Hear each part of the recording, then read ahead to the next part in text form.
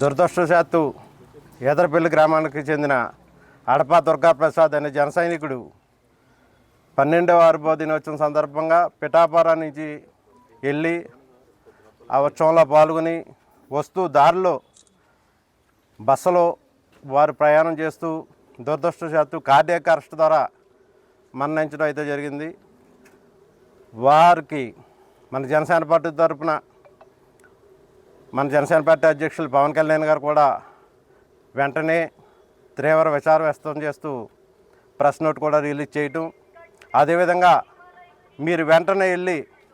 శాసనసభ్యులు గిడ్డి సత్యనారాయణ గారు మీరందరూ వెళ్ళి వెంటనే ఆ కుటుంబాన్ని ఆదుకోవాలి మన జన సైనికుని అని చెప్పి వారు ఆదేశించడం, వారి ఆదేశాల మేరకు ఈరోజు ఎదరపల్లి గ్రామం వెంటనే వచ్చి మేము జనసేన పార్టీ పవన్ కళ్యాణ్ గారి ఆదేశాల మేరకు 2 లక్షల రూపాయలు వారి కుటుంబానికి అంటే వారి అమ్మగారికి సహాయంగా అందించడం జరిగింది.